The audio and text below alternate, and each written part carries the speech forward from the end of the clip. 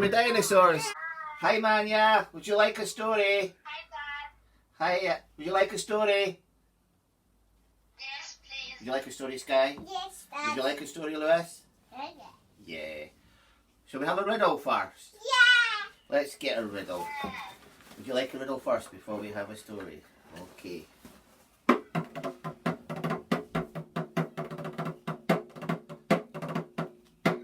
Who's got a riddle? Me. Okay. What's your riddle, Manya? My riddle is I have got 4 legs. I've got whiskers.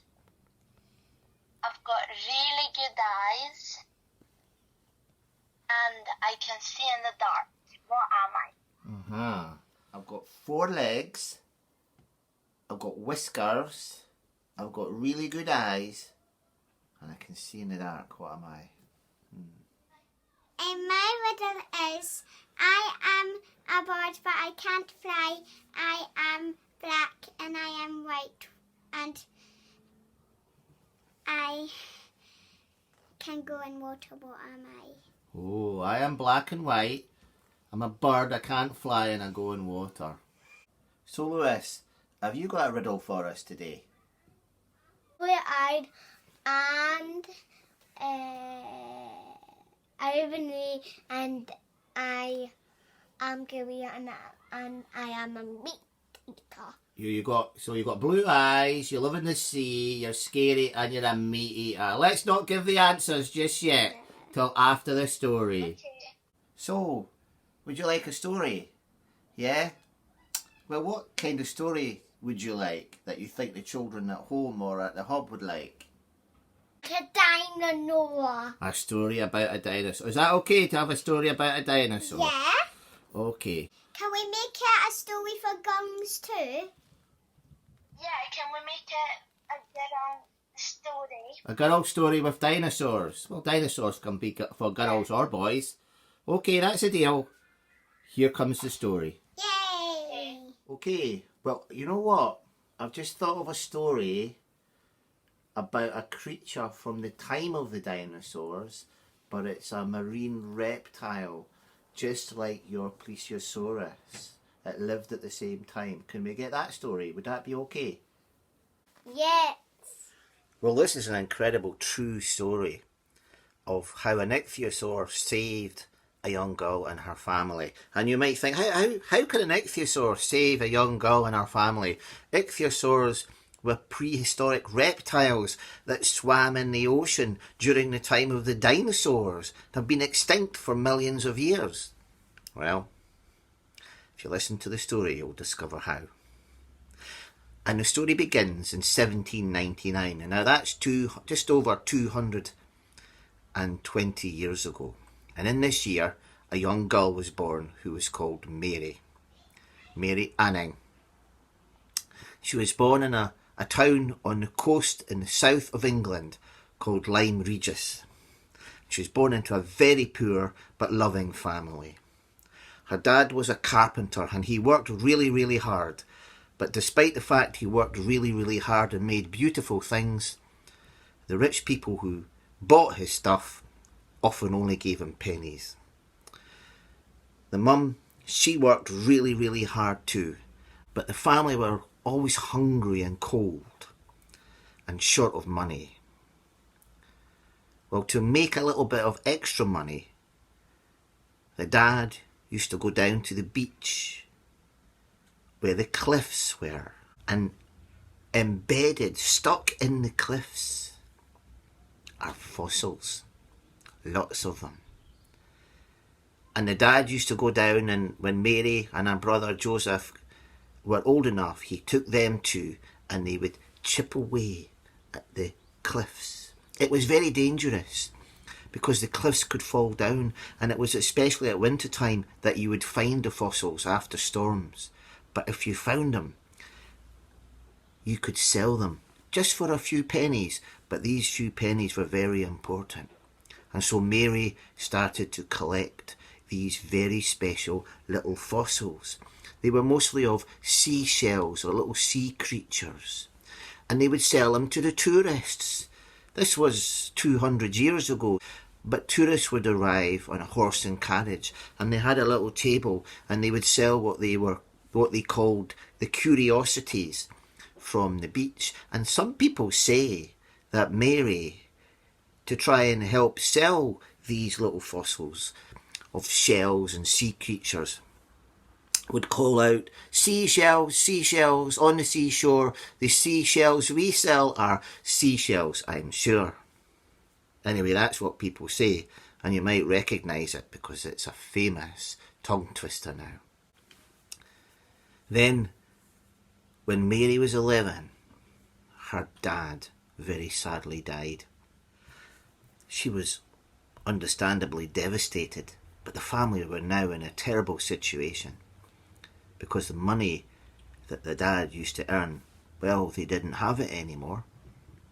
There was no NHS or benefits in those days. They could starve to death if they didn't find a way to make some money. And so Mary knew that she had to find more fossils, and every day almost she would go down to the beach with her brother, desperately looking for fossils, because this was the main way that they could make money. And then one day her brother called out to her and said, Mary, come here, I've found something. I'm not quite sure what it is." And Mary rushed over to her brother and had a look, and she immediately recognised that this was something special, something unusual that she'd never seen before. And so they started chipping away, and chipping away, and chipping away, and chipping away. It was a skull, a huge skull of some creature that they'd never seen. It was actually more than a metre long. "Wow," said her brother, "we'll get some money for this." "Yeah," said Mary, "but we'll get even more if we can find the skeleton that goes with it." Well, they did look, but I think the skeleton's been washed away by the sea. But Mary was determined. She felt sure the skeleton would be there somewhere. And she searched and searched for weeks, until one day after a storm, she saw something sticking in the edge of the cliff, and she started to chip away at it, and chip away. Sure enough, she had discovered the skeleton. And she chipped, and it took her weeks and weeks to uncover it, and she had to ask for help. And eventually, when it was revealed, it was more than 5 metres long. Now they had the skeleton of the entire creature. It was taken back to their house, and Mary painstakingly and carefully cleaned it and arranged it all together. It was a magnificent find, and she was able to sell it for more than £20. Now that might not sound like a lot of money today, but in those days it was quite a lot of money. And of course, because the family was so poor, that £20 saved them. People at the time didn't know what this creature was. It was a new discovery, but it became known as an Ichthyosaur. That's how an Ichthyosaur from the time of the dinosaurs saved a young girl and her family, because Mary Anning and her family were so poor and so desperate. Who knows what would have happened to them if she hadn't have found that skeleton. Well, after that, she found many more fossils, and she became very famous, and eventually she made enough money from selling her fossils to buy a little house. Well, actually it wasn't so little. It had 3 floors, and she was able to make the bottom part of it with a glass window and turned it into a famous fossil shop. She became famous all over the world. People would come and visit her. She made discoveries and wrote about them. She would draw what she found and then write down, and she became an expert. But sadly, she lived at a time when women were not allowed to be scientists and women were not expected to be clever, but of course they are. And so a lot of the scientists who were the men took the credit for the discoveries that were actually Mary's. Thankfully, things have changed now, and we recognise just how clever and just how important she was. And if you go to Lyme Regis, there's a museum that tells you all about her life, close to where her shop used to be. And she's now recognised as one of the most important paleontologists that there ever was. And this story shows that dinosaurs, or creatures that lived during the time of dinosaurs, and fossil hunting, and being interested in dinosaurs and the other creatures that lived during the time of the dinosaurs, is as much for girls as it is for boys. It's interesting, and it doesn't really matter whether you're a girl or you're a boy. It's fascinating, just like the story of Mary Anning itself. So there's a story about Mary Anning, and there's a lot more to her story. She discovered many more things, and of course, if you want to, you could try and find out about the other things in her life. And also, why don't you try and find out about the Ichthyosaur and the Plesiosaurus and other prehistoric creatures that lived during the time of the dinosaurs, and all about evolution and how these creatures changed and adapted. It's fascinating stuff. Well, the riddles. Shall we find out the answer to the riddles before we finish? Amanya, what's the answer to your riddle? It is a cat. A cat. Mine. And what's the answer to your riddle, Sky? A penguin. A penguin. And what's the answer to your riddle, Lewis? A walk. A shark. Great riddles. So today I told the true story of Mary Anning.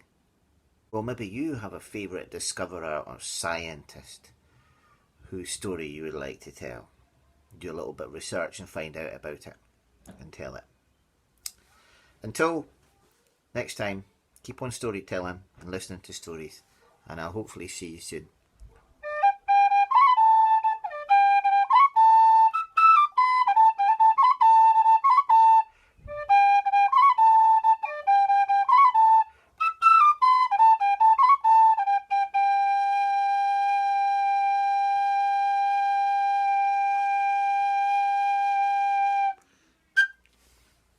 Bye.